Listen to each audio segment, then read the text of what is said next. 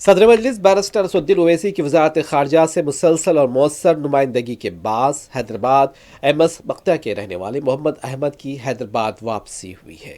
अहमद को धोखे के जरिए ज़बरदस्ती रूसी फौज में शामिल किया गया था। अहमद ने बताया कि उन्हें एजेंट ने मुलाजमत फराहम करने का वादा करते हुए रूस रवाना किया, जिन्हें वहाँ ज़बरदस्ती रूसी फौज में शामिल किया गया था। बिलाखिर वो बाहिफाजत वतन वापस पहुँच गए। अहमद ने सदर मजलिस बैरिस्टर असदुद्दीन ओवैसी से इज़हार तशक्कुर किया है।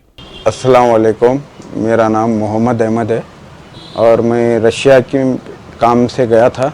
एजेंट की कुछ गलतियों के वजह से मैं आर्मी में फंस गया था। तो यहाँ पे इंडिया से मेरे जो लोग मदद करे, जो लोग दुआ करे, सबका शुक्रिया अदा करता हूँ और असद साहब का भी शुक्रिया अदा करता हूँ। असद साहब भी मेरे लिए काम करे और दिल्ली में लेटर हेड लिखकर बहुत सपोर्ट करे और इंडिया गवर्नमेंट का भी सपोर्ट शुक्रिया अदा करता हूँ। वहाँ से क्या तारीख को निकला था? मैं 5 तारीख को निकला, आज 5 तारीख को निकला। 5 तारीख को। और यहाँ पहुँचने तक कितने दिन लगे आपको?